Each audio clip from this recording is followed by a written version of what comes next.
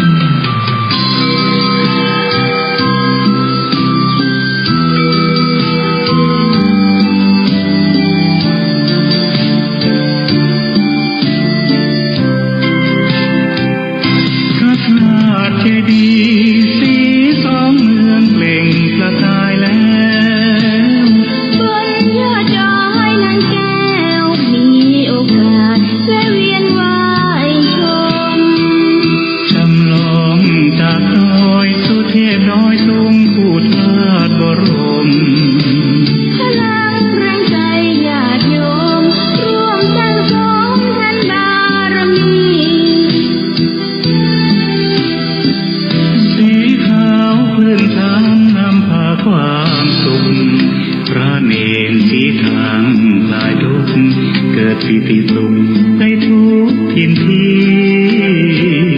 เปิดฟังธรรมะพระจัดรายการหลายคลื่นความร่วมสร้างมหาทานบารมีพระธาตุเจดีย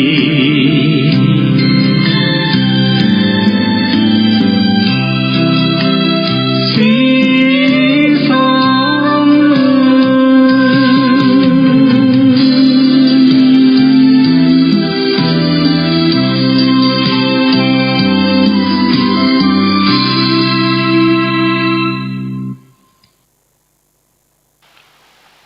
ขอความนอบน้อม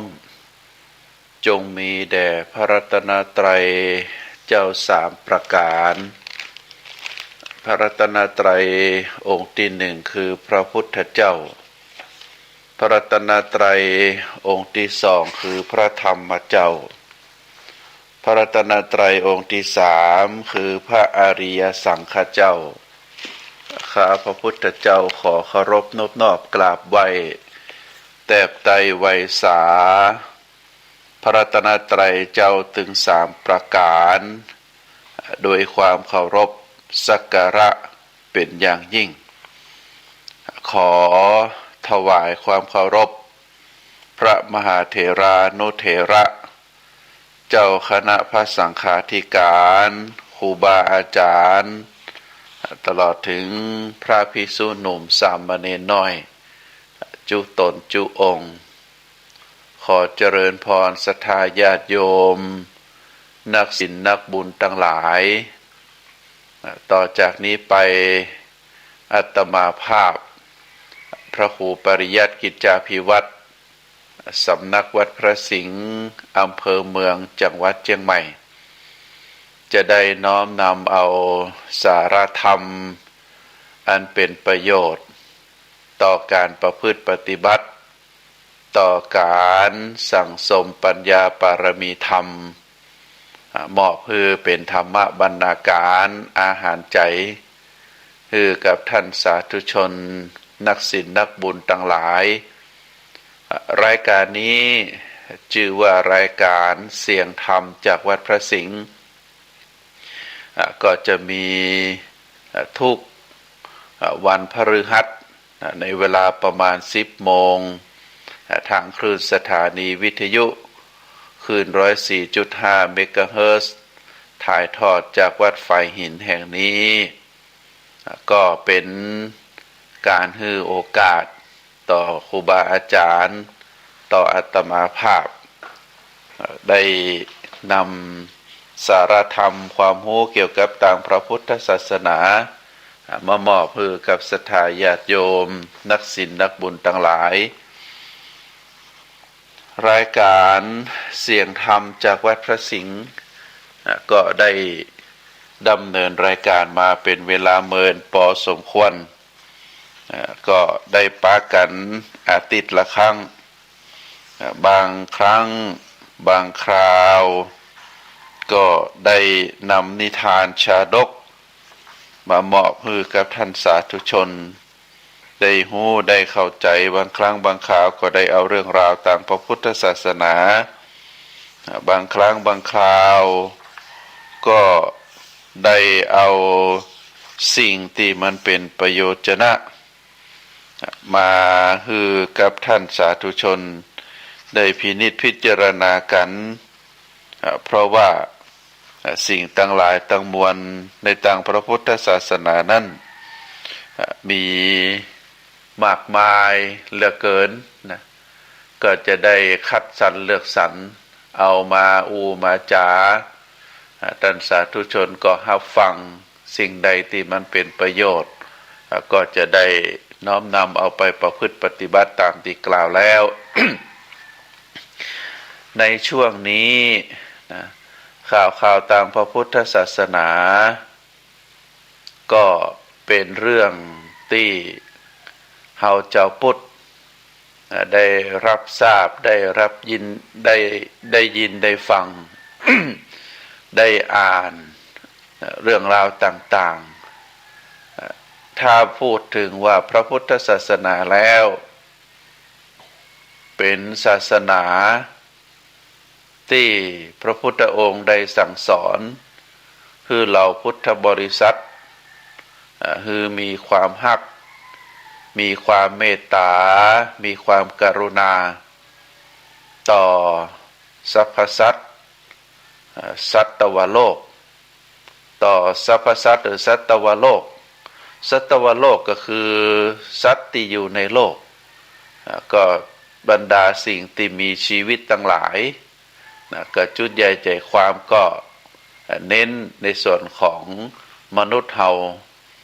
เพราะว่ามนุษย์เฮานั้นเป็นสัตว์ประเภทหนึ่งเป็นสัตว์ที่มีความ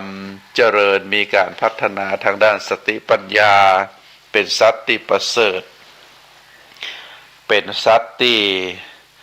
ได้รับการพัฒนาได้จะนักจะน้อยก็อยู่ที่ระดับสติปัญญาของแต่ละบุคคล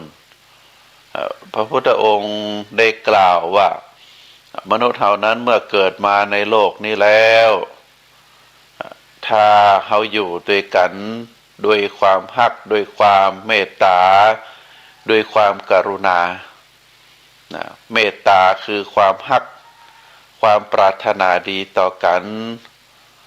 ความเอ็นดูสงสารการเอื้อเฟื้อเผื่อแผ่อันนี้เป็นความเมตตากรุณาก็คือผู้ที่มีฐานะน้อยกว่าเฮาผู้ที่มีฐานะลำบากกว่าเฮาถ้าเฮาได้ช่วยเหลือเขาตั้งหลายเหล่านั้น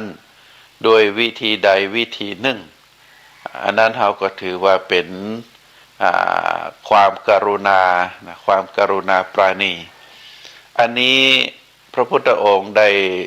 สั่งสอนอยู่ตลอดช่วงที่พระพุทธองค์ได้ประกาศพระศาสนาเป็นเวลา45ปีเฮาจะหันหลักการศาสนาว่าพระพุทธศาสนานั้นเป็นศาสนาที่สั่งสอนให้คนนั้นอยู่ด้วยกันสันติภาพคือมีความฮักความสามัคคีกันบ่าแก่งแย่งบ่าชิงดีชิงเด่นบ่าเบียดเบียนกันทุกคนเป็นพี่น้องกันทุกคนเป็นเพื่อนร่วมโลกกันอันนี้เป็นหลักการในการสอนในการเผยแผ่พระพุทธศาสนาของพระบรมศาสดาสัมมาสัมพุทธเจ้าของเฮาตั้งหลายเพราะฉะนั้นเฮาจะหันว่าข่าวต่างๆที่เกิดขึ้นกับองค์พระสงฆ์พระสงฆ์นั้นถือว่าเป็นศาสนทายาทเข้ามาบวชศึกษาห่ำเฮียนแล้วก็ถ่ายทอดเอากรรมหู้กรรมสั่งสอนในทางพระพุทธศาสนาไปเผยแผ่แก่ศรัทธาประชาชน บางทีบางครั้งญาติโยมที่ฟังรายการหรือได้อ่านข่าวแล้วเมื่อได้ยินได้ฟังข่าวตุเจ้าเป็นด้านบวกพระสงฆ์ที่ได้เป็นกำลังในการเผยแผ่ธรรมเป็นกำลังในการปกครองดูแลคณะสงฆ์เป็นกำลังสำคัญในการก่อสร้างห้างแปลงในวัดวาอารามศาสนสถานต่างๆเป็นกำลังสำคัญในการนำพาจัดการศึกษาคือพระสงฆ์สามเณรผู้เข้ามาใหม่ได้ศึกษาห้ำเพียรเกิดองค์ความรู้ในหลักธรรมคำสอนในภาษาบาลีก็ถือว่าเป็นกำลังของพระศาสนาในพระสงฆ์เหล่านั้นเฮาก็ต่างชื่นชมยินดีในส่วนของพระสงฆ์สามเณรบางรูปที่ได้ประพฤติข้อวัดปฏิบัติที่ผิดเพี้ยนไปอาจจะได้รับการติฉินนินทาจากเจ้าโลกซึ่งเขาเรียกว่าโลกวัชชะหรือพระสงฆ์องค์สามเณรบางรูปที่ได้ประพฤติวัดเสียข้อประพฤติวัดที่ผิดวินัยบัญญัติที่พระพุทธองค์ได้ทำไว้ได้จัดไว้ก็คือผิดตึงวินัยผิดตึงกฎหมายพระสงฆ์องค์สามเณรบางรูปอาจจะมีอาจาระข้อวัดปฏิบัติที่บ่ถูกต้องตามพระธรรมวินัยเสียหายถูกติฉินนินทาจากชาวบ้านศรัทธาญาติโยมก็ขอคือทำใจเนอะคือเข้าใจว่าถึงแม้ว่าท่านจะเป็นศาสนทายาทเข้ามาบวชในทางพระพุทธศาสนาแต่ก็ถือว่าเป็นเพียงบุคคลหนึ่งเป็นเพียงรูปหนึ่งสองสามรูปก็เป็นเรื่องปกติธรรมดาในฐานะที่เป็นปุถุชน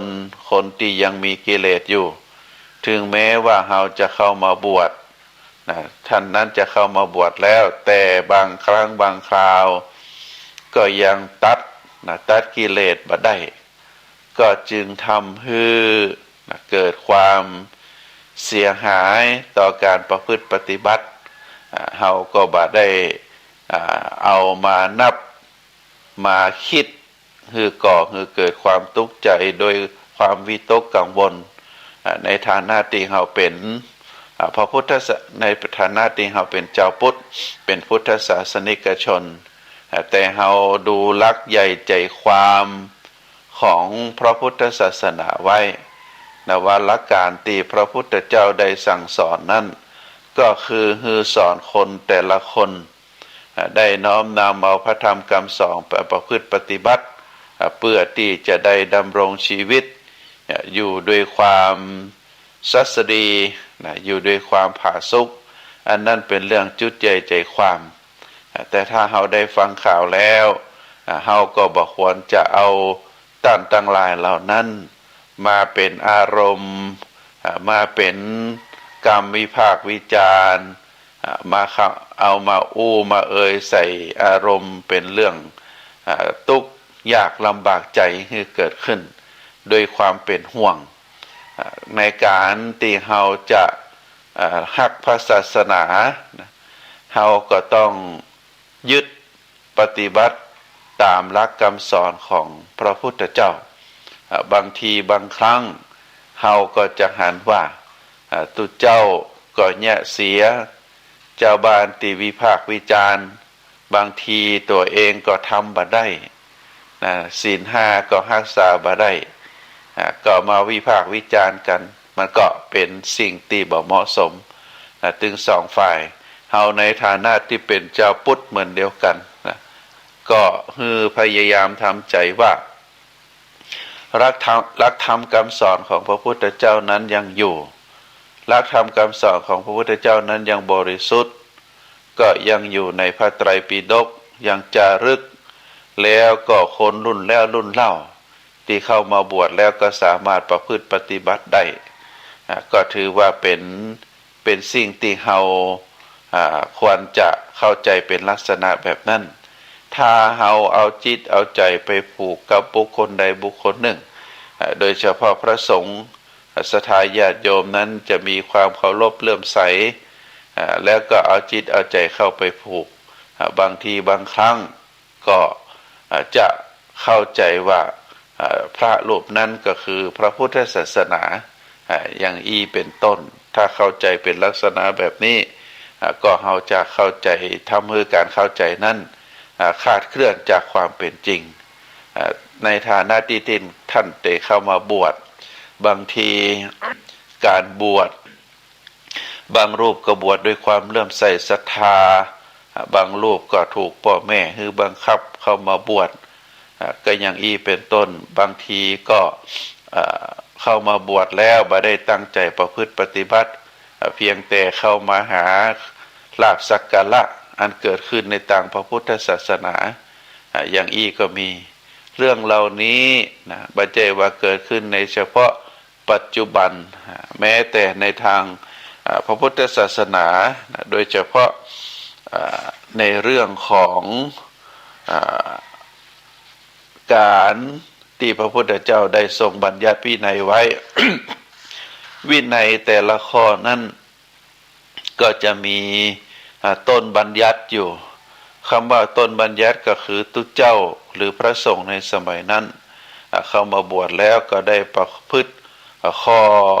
ปฏิบัติที่ผิดเพี้ยนไปเมื่อศรัทธาเจ้าบ้านได้ติฉินนินทาพระพุทธเจ้าก็จะห้องพระสงฆ์รูปนั้นมาแล้วก็ได้บัญญัติพระวินัยเป็นข้อไปโทษอันนักที่สุดก็เรียกว่าเป็นปาราชิกก็คือขาดจากความเป็นพระภิกษุโทษรองลงมาก็ต้องเข้าวัดปฏิบัติกรรมเป็นเวลา7 วัน 15 วันเพื่อที่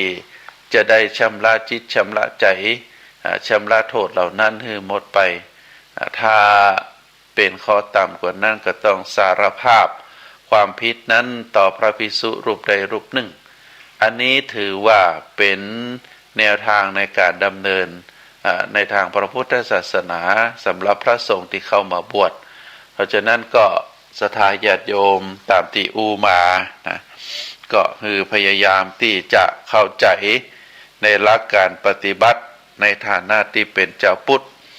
เฮานับถือพระพุทธศาสนาเฮาเคารพเลื่อมใสในพระรัตนตรัยเฮาก็น้อมรำลึก คุณของพระพุทธเจ้าพระองค์ในฐานะที่เป็นผู้มีพระมหากรุณาธิคุณพระบริสุทธิคุณและก็พระปัญญาธิคุณ3 สิ่ง 3 ประการนี้ถือว่าเป็นพระคุณของพระพุทธเจ้าพระมหากรุณาธิคุณก็คือในจิตใจของพระพุทธองค์นั้นบ่เลือกชั้นวรรณะบ่เลือกคนมั่งคนมีคนรวยคนจนคนใดที่พระพุทธเจ้าไปโปรดได้ก็พระองค์ก็จะเสด็จไปเพื่อให้บุคคลคนนั้นได้รู้ได้เข้าใจในหลักการของชีวิตแล้วก็ดำเนินชีวิตด้วยความถูกต้องจนเข้าสู่ในการที่จะบ่ต้องปิกมาเกิดแหมเฮาเรียกว่านิพพานก็ถือว่าได้โปรดพระพุทธเจ้าได้โปรดได้มีโอกาสสั่งสอนแล้วบุคคลนั้นก็ได้เข้ารับฟังคำสอนจากพระพุทธเจ้าก็ถือว่าเป็นข้อวัดปฏิบัติอันเกิดขึ้นในสมัยครั้งพุทธกาลก็ถือว่าเป็นพระมหากรุณาธิคุณพระองค์บ่ได้เลือกชั้นวรรณะจะโปรดไผก็อยู่ที่บุญบารมีของบุคคลคนนั้นบางครั้งบางคราวบ่ใช่ว่าผู้ที่พระพุทธเจ้าไปโปรดแล้วจะได้ดวงตาหันธรรมหมดก็บ่ใช่ก็ถือว่าเป็นตามธรรมดาของเจ้าโลกพระบริสุทธิคุณก็ตามที่ได้เคยกับศรัทธาญาติโยมว่าพระพุทธเจ้านั้นเป็นพระพุทธเจ้าที่บริสุทธิ์ปราศจากกิเลสความโลภความโกรธความหลงเป็น พระพุทธเจ้าที่บ่มีนอกบ่มีในพระพุทธองค์สอนจะใดก็ประพฤติจะนั้นพระพุทธองค์ประพฤติจะใดก็สอนจะนั้นบ่มีนอกบ่มีในจิตใจของพระพุทธองค์ปราศจากความโลภความโกรธความหลงก็ถือว่าเป็นพระพุทธเจ้าที่บริสุทธิ์พุทธพ่องแล้วก็พระปัญญาที่คุณเพราะว่าพระพุทธองค์นั้นมีพระปัญญาลุ่มลึกเป็นบุคคลที่มีปัญญาเฉลียวฉลาดเมื่อเทียบกับบุคคลทั้งหลายแล้วบ่มีภัยในโลกนี้จะมีพระสติปัญญาเฉียบแหลมเต่าพระพุทธองค์ได้พระพุทธองค์ได้ตรัสรู้ธรรมแล้วก็ได้น้อมนำเอาธรรมะคำสอนเหล่านั้นมาสอนให้ศรัทธาญาติโยมเจ้าพุทธได้รู้ได้เข้าใจถึงเรื่องหลักการการดำเนินชีวิตหลักการก็คือชีวิตของคนเฮาเมื่อเกิดขึ้นมาแล้วก็จะตกอยู่ในกฎไตรลักษณ์คือเป็นอนิจจังเป็นทุกขังเป็นอนัตตาเมื่อเฮาเกิดขึ้นมาแล้วชีวิตนั้นมีการเกิดขึ้นในเบื้องต้นมีการแปรปรวนในท่ามกลางมีการดับสูญสลายไปในที่สุดอันนี้คือเป็นพระปัญญาที่คุณที่พระพุทธองค์ได้ค้นพบแล้วก็ได้ตรัสสอนให้เจ้าพุทธเฮาได้เข้าใจนอกจากนั้นแล้วก็เรื่องอริยสัจสี่ความจริงอันประเสริฐที่พระพุทธองค์ได้ตรัสสอนในเรื่องของทุกข์สมุทัยนิโรธมรรควิธีการที่จะแก้ปัญหาของชีวิตเราเรียกว่าอริยสัจสี่เมื่อมีปัญหามีความทุกข์เราก็จะต้องรู้ว่า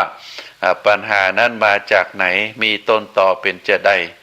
และต้นต่อของปัญหาหรือต้นต่อของความทุกข์นั้นสามารถที่จะแก้ไขได้ก็เมื่อทราบว่าแก้ไขได้ก็ต้องคิดหาวิธีการที่จะแก้ไขเราเรียกว่าเป็นมรรคเรียกว่าอริยมรรคเพราะฉะนั้นท่านสาธุชนทั้งหลายเมื่อเราเข้าใจเป็นลักษณะหลักการของพระศาสนาอย่างนี้แล้วเราก็จะมีความเลื่อมใสศรัทธา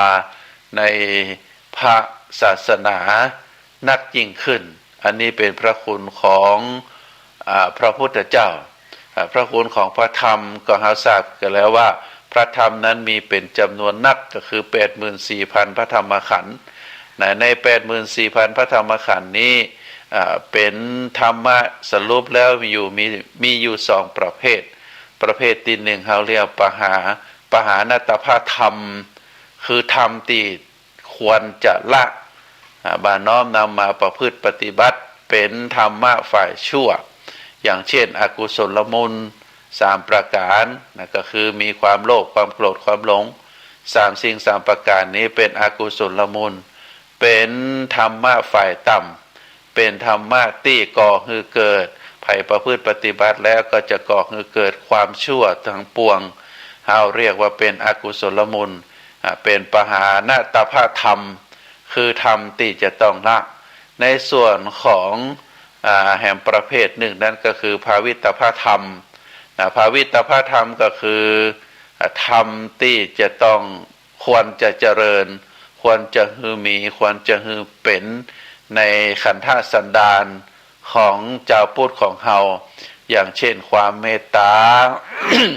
ความกรุณาความมุทิตาอุเบกขาหรือฉันทะวิริยะจิตตวิมังสาหรือความขยันหมั่นเพียรความมีเมตตากรุณาความภาคเพียรพยายามการตั้งใจประพฤติดีปฏิบัติชอบการรักษาศีล5แล้วก็เจริญเบญจธรรม5ประการอันมีความเมตตาอินดูสงสารต่อสรรพโลกการประกอบสัมมาชีพอาชีพที่สุจริตการยินดีในคู่ครองในคู่ผัวตัวเมียของตนเองแล้วก็เป็นคนมีสัจจะรักษากรรมประการสุดท้ายก็คือจะอยู่ในเวลาไหนที่ไหนก็แล้วแต่ก็คือมีความระมัดระวังบ่ประมาทดำรงสติให้มั่นคงหูเต้าตันสิ่งที่เกิดขึ้น หูเต้าตันสิ่งที่ตนเองกระทำหูเต้าตันในส่วนที่กรรมกรรมจาที่ตนเองไปอันนี้ถือว่าเป็นหลักสำคัญในทางพระพุทธศาสนาเนอศรัทธาญาติโยมทั้งหลาย ศรัทธาญาติโยมทั้งหลายมีชาดกที่ครูบาอาจารย์ได้เล่าสืบต่อกันมามีอยู่สมัยหนึ่งมีฤาษีฤาษีก็คือผู้ที่ได้สละบ้านสละครอบครัวได้นำตนไปประพฤติปฏิบัติอยู่ในป่าตลอดชีวิตพวกฤาษีทั้งหลายนั้นจะอยู่ในป่าก็เมื่ออยู่ในป่าได้บำเพ็ญพรตก็ปรากฏว่ามีฤทธิ์สามารถที่เหาะเหินเดินอากาศได้ดำน้ำได้ลุยไฟได้อันนี้เป็นคุณสมบัติของฤาษีตนที่จะอูถึงในวันนี้มีเจ้าวันหนึ่งหลังจากที่ออกจากฌานแล้วก็อยากจะไปหาเพื่อนคุยแก้เหงาฤาษีเปิ้นก็เหงาเหมือนกันนะนอกจากได้ประพฤติปฏิบัติวัดของตนเองแล้วก็มีความเหงาก็เลยอยากจะไปหาเพื่อนแต่ก็บ่ฮู้จะอยากจะมีเพื่อนอยากจะหาเพื่อนคุยแต่ก็บ่ฮู้จะไปอู่กับไผเพราะว่าไปชวนคุยหมดแล้วพอดีพระอาทิตย์โผล่จากยอดเขามาพอดีได้เพื่อนคุยฤาษีก็คิด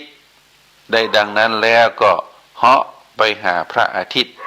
เป็นชาดกในศรัทธาญาติโยม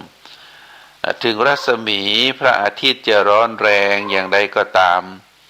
แต่ว่าความร้อนจากพระอาทิตย์นั้นบ่สามารถที่จะระคายผิวระคายเคืองผิวของฤาษีได้เพราะอำนาจของฌานฤาษีนั้นมีฌานพอเข้าไปใกล้แล้วก็ถามว่าท่านอาทิตย์ท่านเบื่อกะก็ขึ้นลงขึ้นลงขึ้นตกขึ้นตกทุกวันตามเวลาตรงเวลาท่านเบื่อกะพระอาทิตย์ก็บอกว่าเบื่อเฮาเบื่อเพราะเป็นหน้าที่ของเฮาอยู่แล้วดวงอาทิตย์ก็ตอบโดยอารมณ์ดีท่านทำหน้าที่ท่านแข่งขันเบื่อหน่ายบ่เคยเบี้ยวสักวันพวกมนุษย์เขาฮู้ซึกต่อต้านจะใดท่านฮู้ก่อฤาษีเริ่มอูพระอาทิตย์ก็ถามฤาษีว่านั่นกะ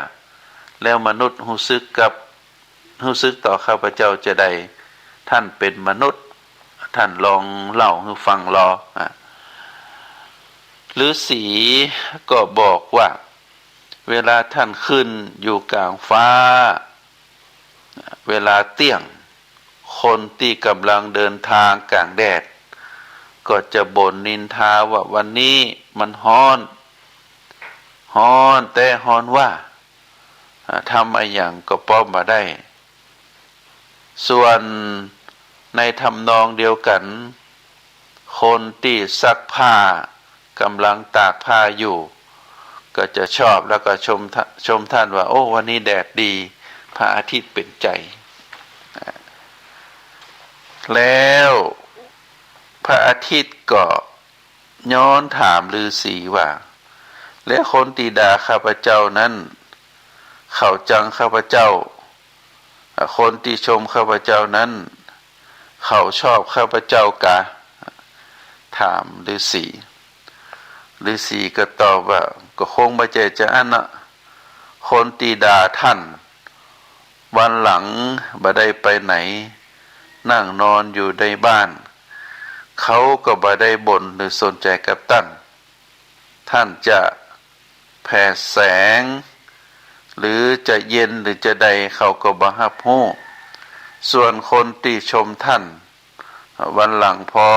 เขาถูกเมฆจนบ่มีแดดเขาจะบ่นเอากับท่านเหมือนกันก็เอาแน่นอนบ่ได้ฤาษีเพิ่นก็บอกตามความเป็นจริงบอกกับพระอาทิตย์แล้วมนุษย์ดวงอาทิตย์ก็ถามกับฤาษีต่อไปว่า มนุษย์เขาเป็นกันจะนี่กับท่านฤาษีก็ตอบว่าเป็นจะนั่นแหละอย่าว่าแต่ท่านเลยแม้แต่เป็นเทพเจ้าแห่งฝนก็คือพระวสุเทพเจ้าพระเจ้าแห่งฝนก็โดนมนุษย์เล่นงานเอาเหมือนกันจนมีคนว่าฝนตกก็แจ้งฝนแรงก็ด่าแล้วท่านบ่คิดจะลองเบี้ยวบ่ขึ้นสักวันกะจะได้สั่งสอนให้มนุษย์ได้รู้สึกระมัดระวังปากกรรมที่ที่ว่าให้ตึงทุกสิ่งทุกอย่างที่ตนเองบ่พอใจอันนี้ฤาษีตนนั้นได้กับพระอาทิตย์พระอาทิตย์ก็ตอบว่าบ่ได้หรอกท่านมันเป็นหน้าที่มนุษย์เขาจะบ่นจะว่าจะชมข้าพเจ้าจะใดข้าพเจ้าก็บ่ได้ยินดีและก็บ่ได้สนใจว่าไปตามสบายเตอะข้าพเจ้าบ่ได้ดิบบ่ได้ดีแล้วก็บ่ได้เดือดร้อนเพราะลมปากของมนุษย์พระอาทิตย์ตอบฤาษีฟังพระอาทิตย์แล้วก็เลยนั่งฟังอยู่พระอาทิตย์ก็เลยตัดบทว่าขอบคุณเด้อฤาษีที่มาชวนคุยบัดหลังนิมนต์มาแหมเด้อวันนี้ข้าพเจ้าขอปฏิบัติหน้าที่ของข้าพเจ้าก่อนอันนี้คือเป็นการบทสนทนาระหว่างฤาษีกับพระอาทิตย์เป็นชาดกเรื่องราวที่สอนให้เฮา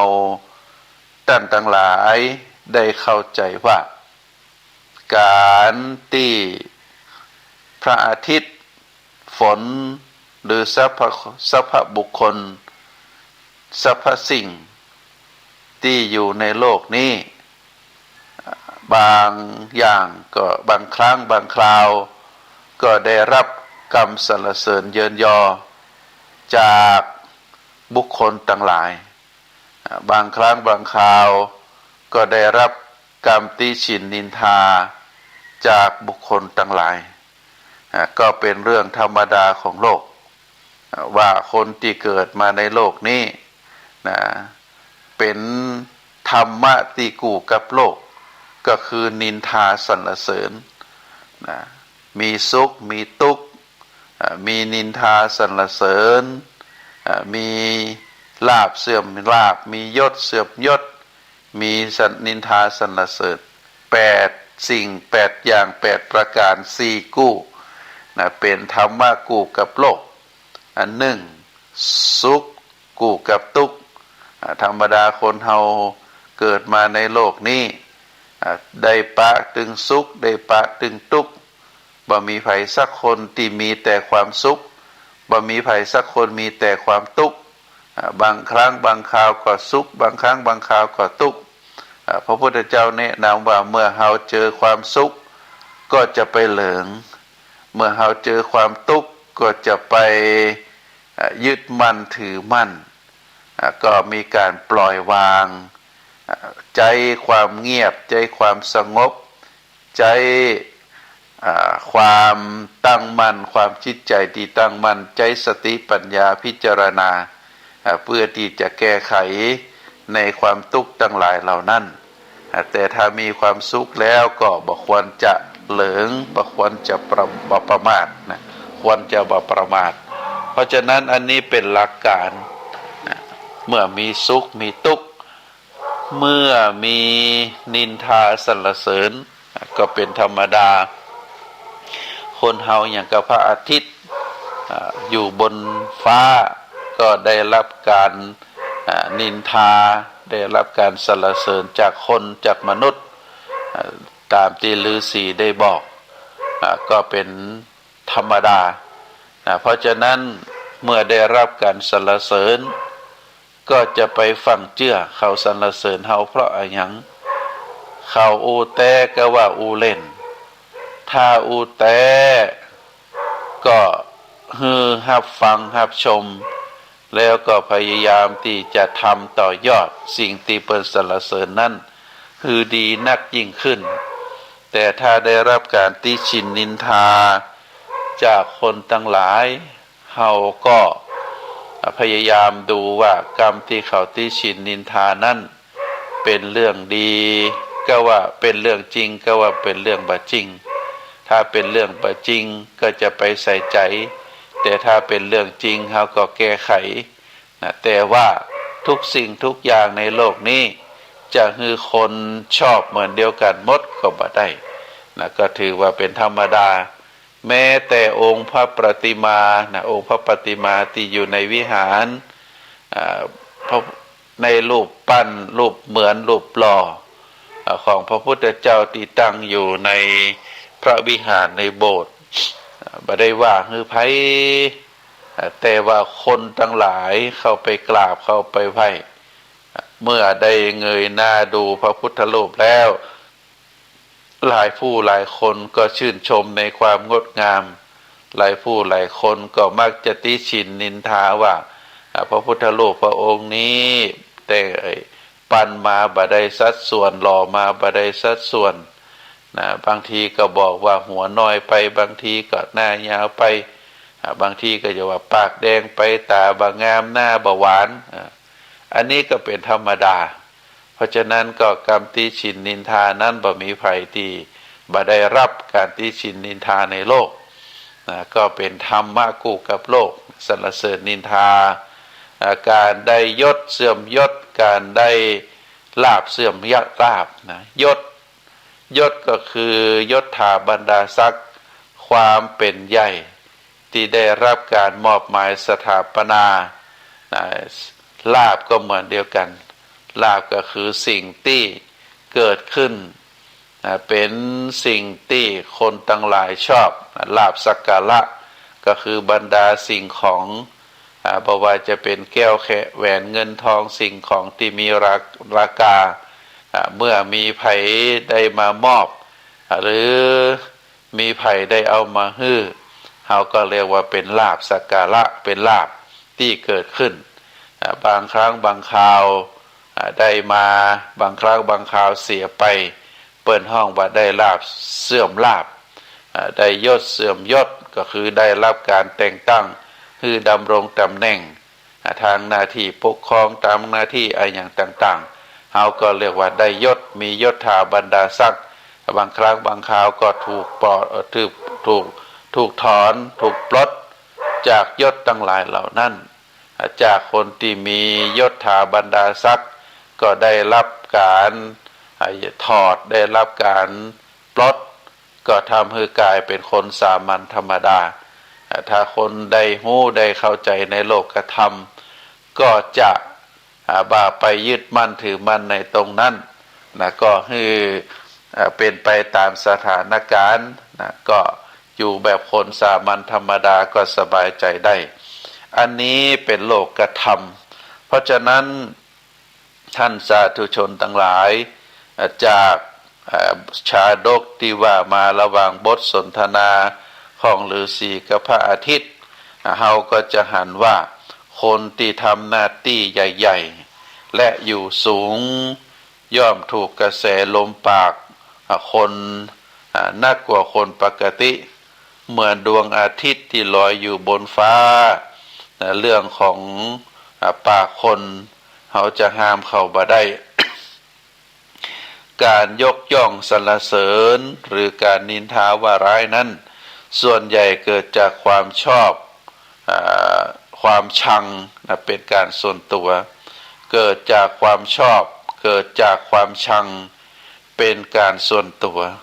และเกิดจากผลประโยชน์เป็นใหญ่ถ้าเฮาเอื้อประโยชน์ให้เขาได้ยิ่งคือนักจนจู้ใจเขาแล้วเขาก็จะยกย่องสรรเสริญเรียกว่ายกย่องสรรเสริญคนฮืออย่างบ่ขาดปากทั้งที่เฮาเองก็อาจจะมีจุดด้อยให้เขาด่าอยู่แต่เขาจะมองข้ามไปแต่หากเขาเอื้อประโยชน์ตามที่เขาต้องการมาได้ต่อให้เฮาวิเศษ และดีแสนดีขนาดไหนเขาก็จะหาเรื่องมาด่าหาเรื่องมานินทาเฮาจนได้เรื่องของคน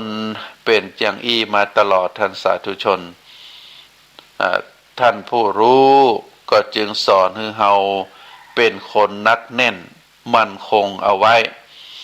บ่หวั่นไหวไปตามลมปากบ่นำมาเป็นอารมณ์บ่อย่างนั้นแล้วเฮาก็จะบ่มีความมั่นใจในตัวเองบ่มีความเป็นตัวของตัวเองถ้าเฮาคิดลองดูว่าถ้าเฮาไปยะตามคนทุกคนก็เป็นไปบ่ได้แต่ว่าเฮานั้นจะต้องยึดเอาสิ่งที่ถูกต้องเปิ้นบอกว่าความถูกต้องกับถูกใจมีอยู่สองถูกกับถูกใจถามว่าเฮาจะประพฤติปฏิบัติจะใดเฮาก็ต้องประพฤติในสิ่งที่มันถูกต้องถูกธรรมถูกวินัยบ่ผิดกฎหมายบ้านเมืองบ่ผิดประเพณีวัฒนธรรมบ่ผิดกฎบ่ผิดระเบียบบ่ผิดกติกาของสังคมอันนี้เฮาเรียกว่าเป็นสิ่งที่ถูกต้องแต่ถ้าความถูกใจนี่โอ้คนทุกคนมีความชอบบ่เหมือนกัน2 คนก็ชอบ2 อย่าง100 คนก็ชอบ100 อย่างพันคนก็ชอบพันอย่างเฮาในฐานะคนหนึ่งเฮาจะชอบจะใดก็แล้วแต่เฮาก็ยึดมั่นถือมั่นปฏิบัติในสิ่งที่ถูกต้องบ่ผิดศีลบ่ผิดธรรมบ่ผิดกฎหมายบ้านเมืองบ่ผิดกฎกติกาของสังคมบ่ผิด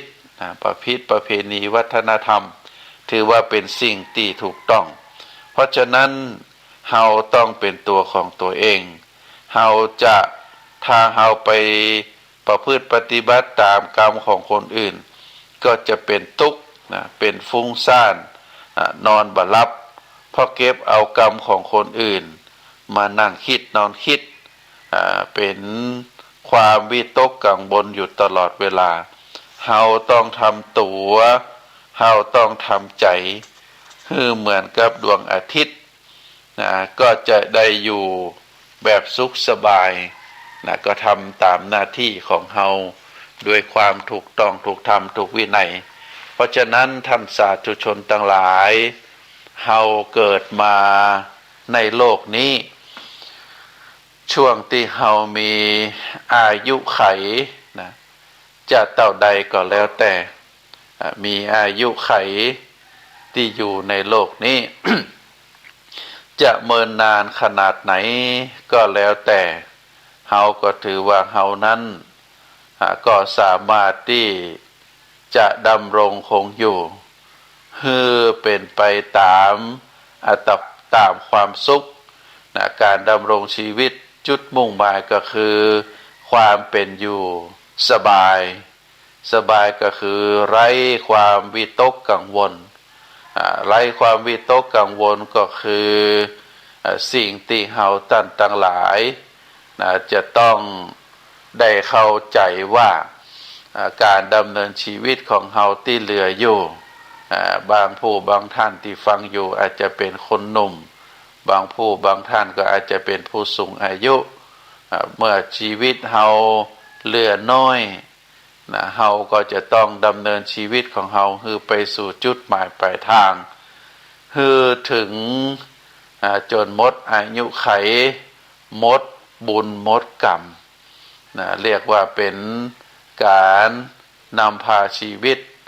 โดยความสุขโดยความบาดทุกข์หรือถ้าจะทุกข์ก็คือทุกข์นักทุกข์น้อยที่สุดเพราะว่าความทุกข์นั้นมันเป็นของอยู่คู่กับโลกก็จะทุกข์แต่ทุกข์ชั่วครั้งชั่วคราวเดียวก็จะความสบายใจเข้ามาสบายใจหรือเป็นความสุขก็เป็นชั่วครั้งชั่วคราวเดียวความทุกข์ก็จะตวยมามันก็จะเป็นลักษณะแบบนั้นเฮาถือว่าธรรมะอย่างมันเป็นของคู่กับโลกเมื่อเฮาเกิดมาอยู่ในโลกใบนี้ชีวิตที่เหลือ เฮาก็เข้าใจหลักการในการดำเนินชีวิตเฮาก็จะได้ประคับประคองชีวิตของเฮาให้อยู่ตลอดฝั่งก็เป็นไปด้วยความทุกข์หรือเป็นไปด้วยความสุขมันก็อยู่กับตัวเฮาในฐานะที่เป็นเจ้าของชีวิตเฮาเลือกเอาความสุขชีวิตเฮาก็จะมีความสุขเฮาเลือกเอาความทุกข์ชีวิตของเฮาก็จะมีความทุกข์เพราะฉะนั้นถ้าเฮาท่านทั้งหลายได้พินิจพิจารณาแล้วเชื่อแน่เหลือเกินว่าทุกคนนั้นก็จะเลือกเอาสิ่งที่มันเป็นความสุขบ่เลือกเอาความที่สิ่งที่มันเป็นความทุกข์อาตมาภาพพระครูปริยัติกิจจาภิวัตรสำนักวัดพระสิงห์อำเภอเมืองจังหวัดเชียงใหม่ก็ขอฝากสาระธรรมให้กับท่านสาธุชนทุกท่านได้พินิจพิจารณาในวันนี้นะในรายการสาระในรายการเสียงธรรมจากวัดพระสิงห์ก็ขอจากท่านสาธุชนไว้ก่อนไว้วันพัดหน้านะเฮาก็จะได้ปีกมาปากกันแฮมในวันนี้อาตมาภาพขอนำรายการจากท่านสาธุชนไปก่อนสุดท้ายนี้ก็ขออำนวยอวยพรคือศรัทธาญาติโยมนักศีลนักบุญทั้งหลายที่รับฟังรายการ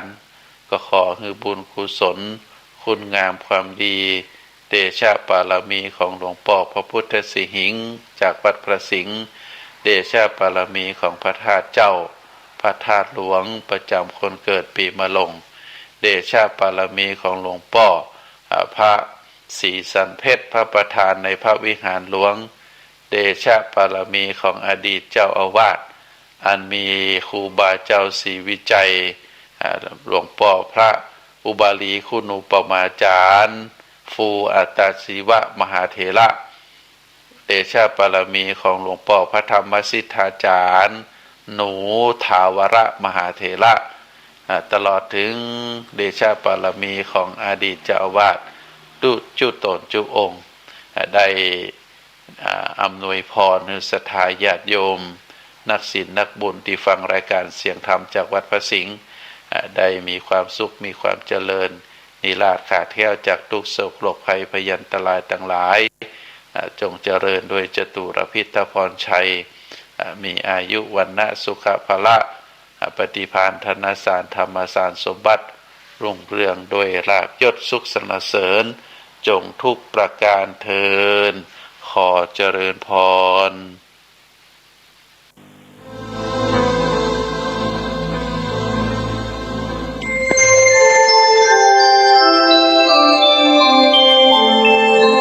ขณะนี้ท่านกำลังฟังสถานีวิทยุกระจายเสียงพระพุทธศาสนา FM 104.5 เมกะเฮิรตซ์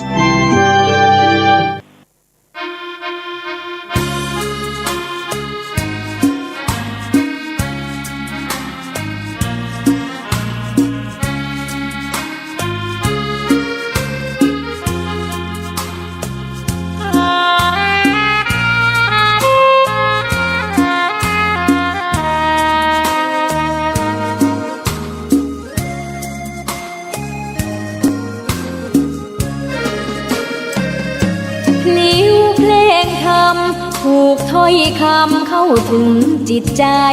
ฟังรายการวิทยุเสียงใสส่งถึงใจไปสู่ปลายนาสารธรรมน้อมนำมองพระศาสดาบอกผู้คนทั่วลาหันมาเข้าวัดฟังธรรมคลื่นเสียงนี้เป็นคลื่นธรรมะจากใจส่งถึงบ้านไกลบ้านไกลฟังได้สุขใจล้ำยามดึกดื่นค่ำคืนมีงานต้องทำเป็นคลื่นสารธรรมเน้นย้ำธรรมะเพื่อนใจเสียงคลื่นธรรมบอกหลักธรรมให้